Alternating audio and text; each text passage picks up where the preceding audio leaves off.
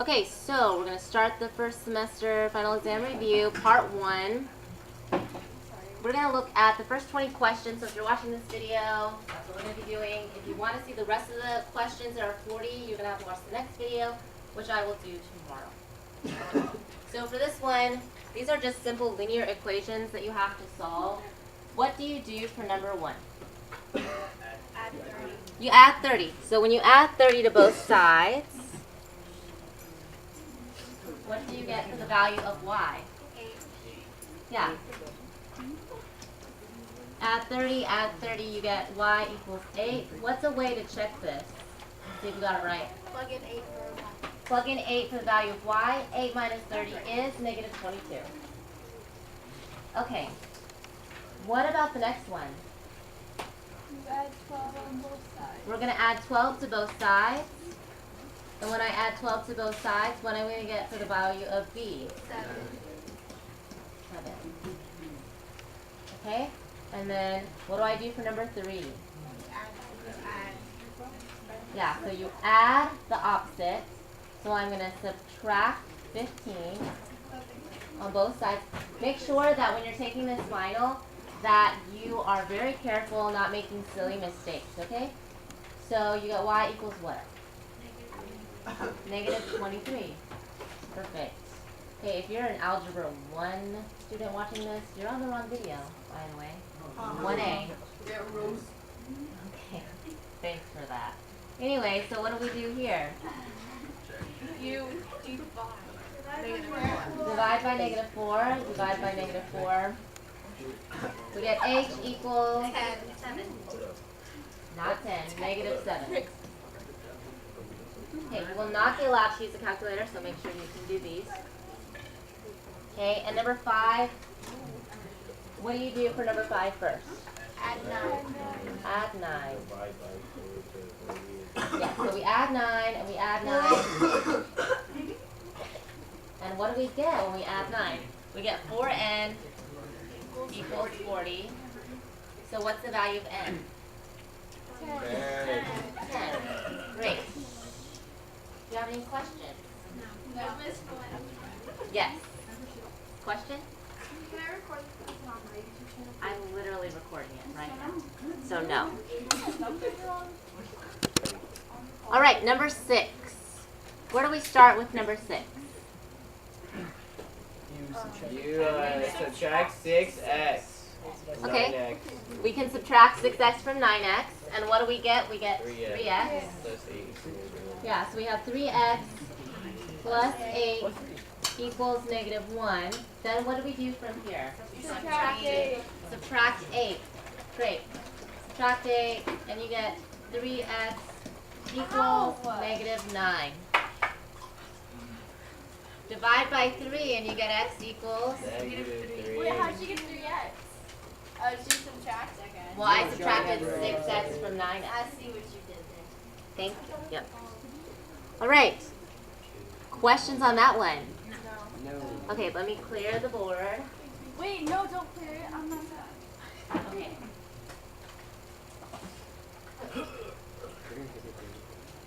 Just something like throw this one. All right.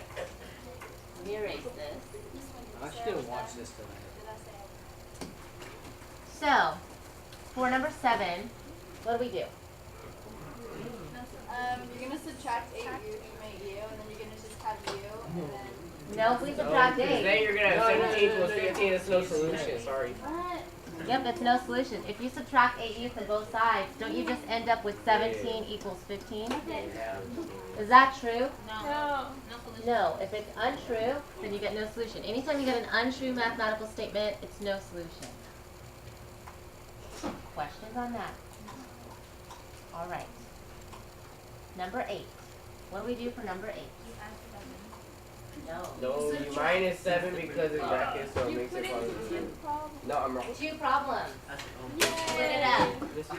Oh, I remember this. You split it up. Anytime you see absolute values, for those of you watching, if you see something like this, number 8, with an absolute value, you need to split it up into 2 separate equations. N minus 7 equals what? Negative 10. And then n minus 7 equals negative 10. So I split that up. Make sure that you split it up whenever you are doing these on your own. All right? Alright. Okay, so add 7, n equals 17. Add 7, add 7. N equals negative 3. So do you remember, whenever you're dealing with absolute value, are these always correct? Yes. No. You may have what's called an extraneous solution, so one of them may not work, so you have to always check to see if it's true or not. So does 17 minus 7, does that equal 10? Yes. Yeah, because the absolute value of 10 is 10. What about negative 3 minus 7? Yes. Yeah, because you get the absolute value of negative 10, which is 10 as well. Okay, so both of those work, and those are your solutions. All right. Questions on that? No? Can I erase? Okay. Just, there we go. What property will I have to use on number 9? Distributive property? Yeah. Distributive property. So when I distribute the negative 4, yes.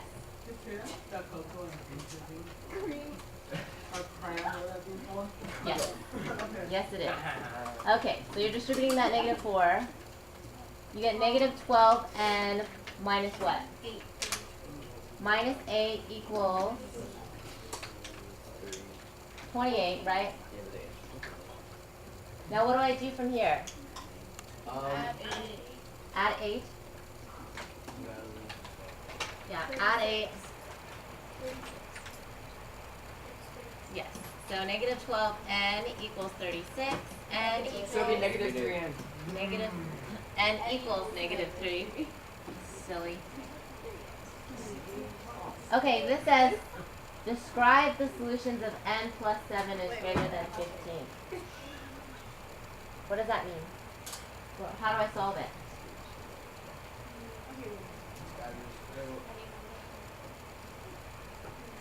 Yeah, you have to, whatever set of numbers makes the inequality true, right? But we don't have the inequality solved for the value of n, right? So what will we have to do in order to isolate n or get n by itself? Subtract 7. So when I subtract 7, I get n is greater than 8. So when it says describe the solutions, all of your solutions work if and only if those numbers are Positive. greater than 1. 8. Right? If we subtracted 7 and we got n is greater than 8, that literally tells us that only the answers that are greater than 8 are solutions. Yes? Okay. Cool. Okay, so now we're going to tackle number 11. This is another absolute value equation. So what's the strategy again for solving an absolute value equation? Making 2 equations, right. So somebody tell me what those 2 equations would be. 3n plus 6 equals 9 and 3n plus negative and positive. Yep. Positive. Negative. Solve. So subtract 6. 3n equals 3. So what is the value of n? 1. N is 1. And then we subtract 6 and subtract 6. We get 3n equals what? Negative. What's negative 9 minus 6? Negative 3. Negative, I'm so I don't know. negative 9 minus 6 is negative 15. Oh, JA. Then divide by 3 and n Negative equals 5. negative 5. So for this here, again, we have to double check and see if it's true or not. So if I plug in 1, is 3 times 1 plus 6, is that equal to 9? Yes. What's negative 5 times 3? Negative 15. Negative 15. What's negative 15 plus 6? Negative 20. Negative 9. Negative 9. What's the absolute value of negative 9? 9. 9. So do they both work? Yes.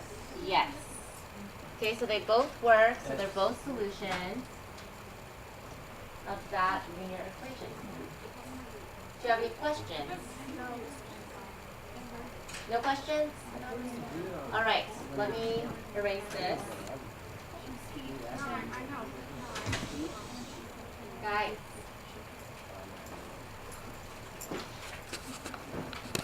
For number 12, what will this look like when I split it up? 4x equals 20 and 4x equals negative 20. Divide by 4 on both sides. X equals 5. X equals negative 5. Do they both get you 20 when you plug them in? Yes. And then it says to graph the solutions if possible.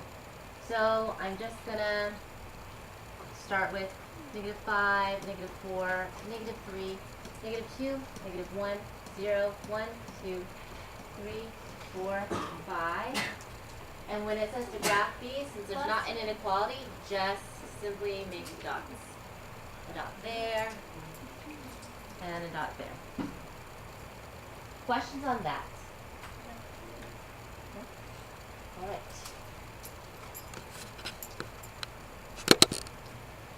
What do you notice about number 13 that's strange? Same. And this says this left side has to be greater than or equal to. Are these equal? Yeah. So no matter what you plug in for x, won't these always be equal? Yes. So what do you think the answer is here? All real numbers. All real numbers. So no matter what real number you plug in for x, they will always be equal to each other. So all real numbers. Questions on that one? When would it not be, when would it be no solution, you know? When one of them is negative. When If you get an untrue statement. So if you're solving things, right, and things start canceling out and you end up with, I don't know, 4 is greater than or equal to 5. Is that true? No. So if things start canceling out and you get this, then it's no solution. If things start canceling out, meaning your variables, and you end up with this, then it's all real, right? If it's true, it's all real. If it's false, it's no solution. All right.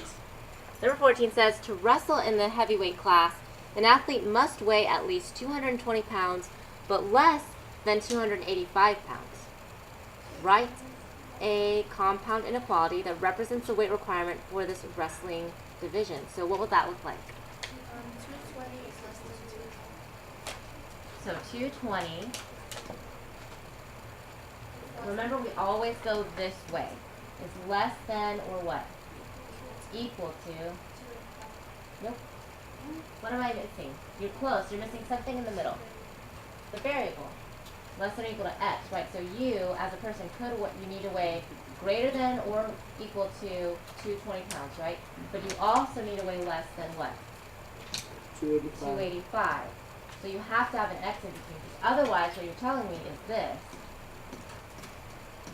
which that's just a true statement, right? That doesn't say anything about you. Because you may weigh 225, you may weigh 230, you may weigh 240, right? So that's why we have an x in the middle. And make sure, because I've seen this mistake a lot. A lot of you, when you do this, you tend to give me this. 220 is less than or equal to x, and then you do that. Okay? Do not have them facing like this. They're both not going to be towards the x. It's always going to look like this. Always, always, always. You're going to have one sign facing towards the x and one facing away, and you're always going to start with the smallest number. So in this case, 20. Does that make sense? Yes. All right.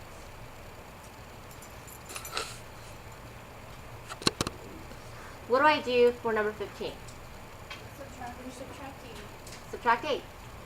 So when I subtract 8, let me unfreeze this.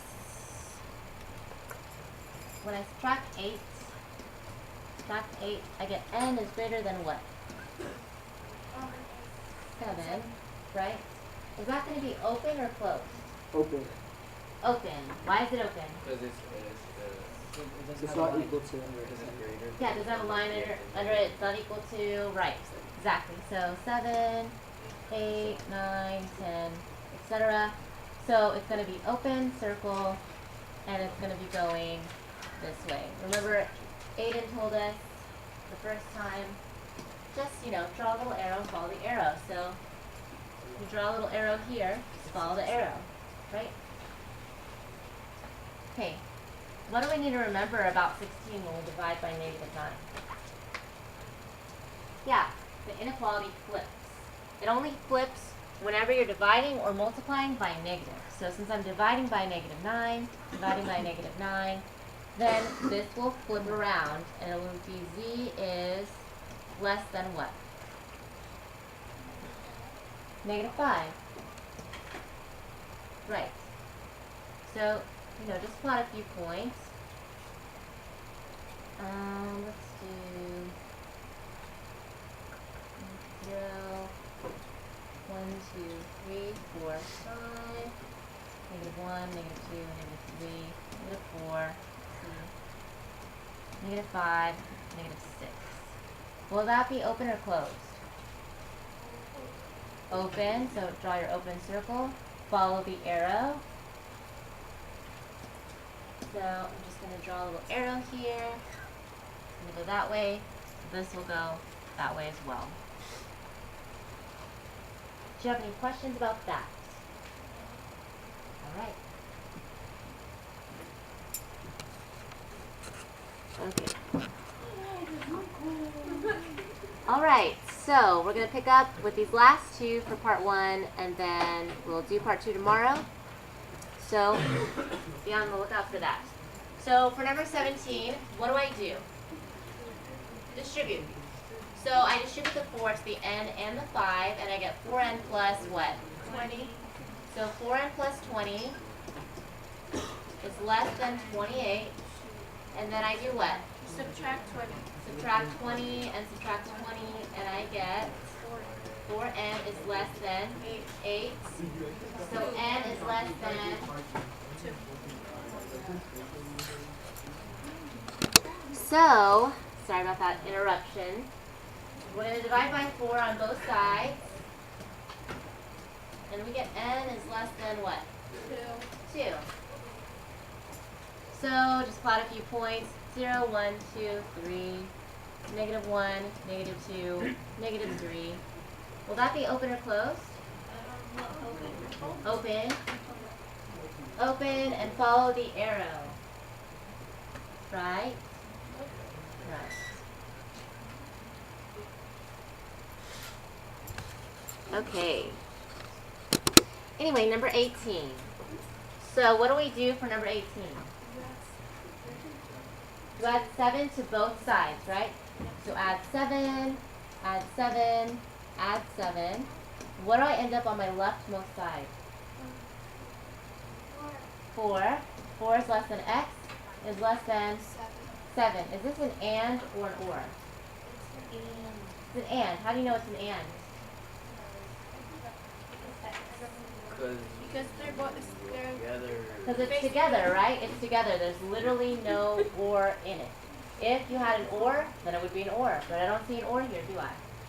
So, it's an and. It's a compound inequality. It's an and compound inequality. So all I'm going to do is graph a few points. I'm going to go by 2's. 0, 2, 4, 6, 8. And then negative 2, negative 4, etc. Now, is that going to be open or closed for that and? Open. Right. So find 7. Find 4. Which is right here. And then are they going to go away from each other or go towards each other? Towards, because it's an and. Do you have any last questions? All right, so this is the end of part 1. Subscribe. Okay.